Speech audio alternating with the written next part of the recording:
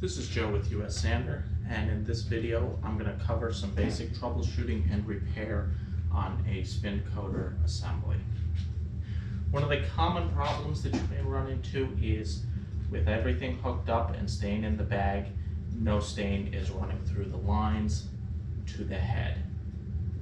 Some of the problems that may cause that is if you have the valve still in the off position, or if you are reusing a bag, tube, or your line in here. One of those could have gotten plugged up. We commonly see right at the end here where the valve goes on, you can get a little bit of a plugged, dried out stain in there. We don't really recommend reusing these stain bags.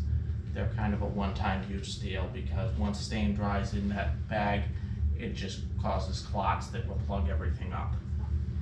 These tubes you can flush out and reuse to a certain degree, but again, once some dries out in there, once it comes loose on the inside, it will plug up any small orifice.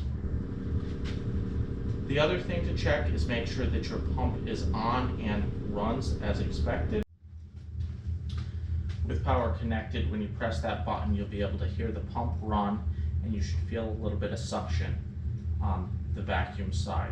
So when you're running it with the A button in the forward direction, the side facing the pocket will have a little bit of suction.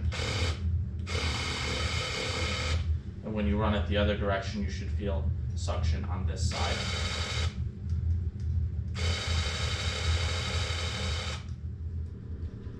From there, moving down, we have small ports through here and through the hub assembly itself.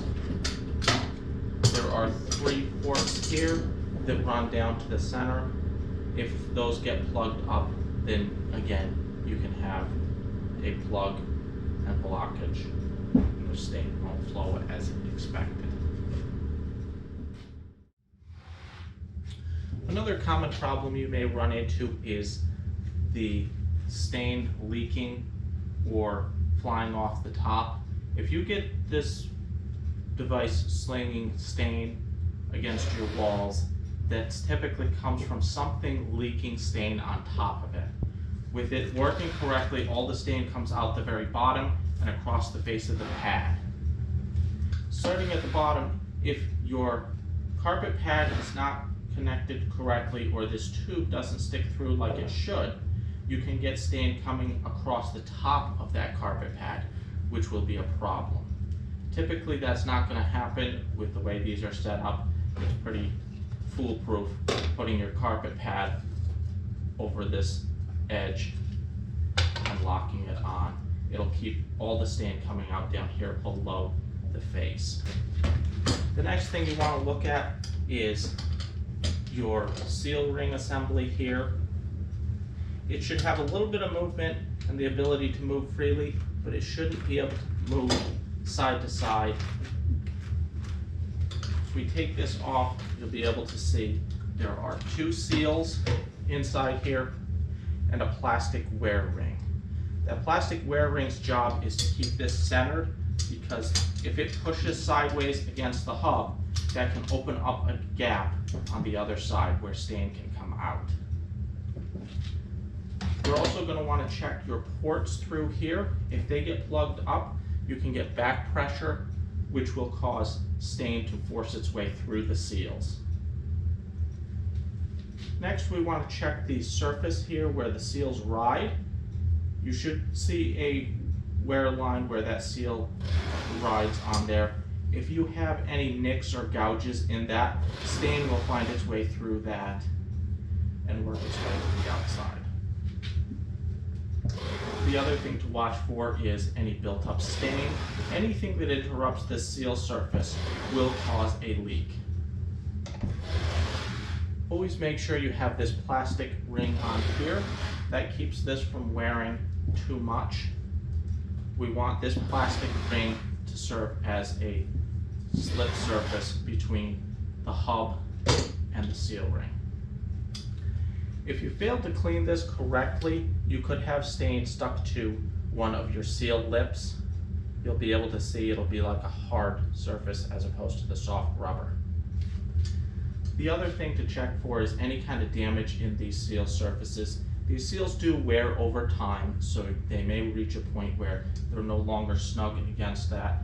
When you put it on here, they'll be a little bit loose on the aluminum. We also want to check for any damage. I've seen these seals get rolled inside out as it goes together. That can damage and overstretch the lip, and then it won't seal correctly. Moving up from there, we want to check your tubes for any holes or rubs. If it drags against your plate, you can get a hole worn through your tubing, which will leak and drip on the base. The next thing you want to check is a common break point on this is where these fittings go into the pump unit. This pump tube, the way this pump works is rollers that force the tube, squeeze the tube closed as they go around. So it does stretch this tube some, and it will eventually need to be replaced. The other thing you want to check is make sure that your fittings here, they connect with an O-ring, are not leaking. If you do need to replace this pump tube because it is broken or plugged up, you're going to need a 2.5 millimeter Allen wrench to remove these 4 screws from the face of the pump. Once you've got those screws off, this whole pump assembly will come off the drive unit, and this pump case will separate into 2 pieces.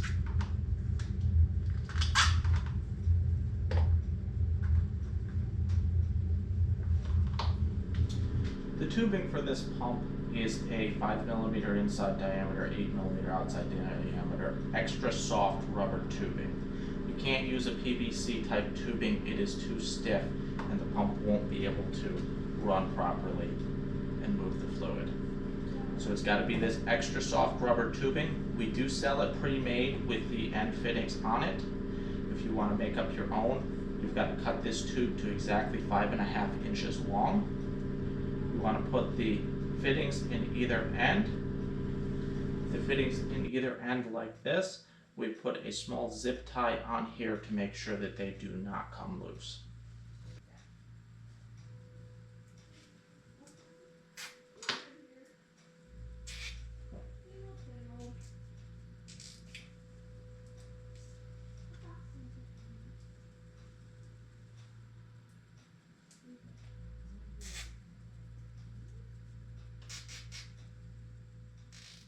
With those zip ties installed, trim the tails, and then you want to put it through the pump with the fittings facing away from each other. Once you've got that tube run back through the pump, we can put the front case on. You may have to pull up on the tube to get this to lock in place where it should. That tube should be a slight stretch inside there. With your case back together, it goes back on the pump assembly, back on the motor assembly, and we reinstall these 4 screws to hold it in place. With that reinstalled on there, make sure that your motor runs correctly. If there's any binding or this tube is the wrong type, it will not be able to run. You should feel suction on it now.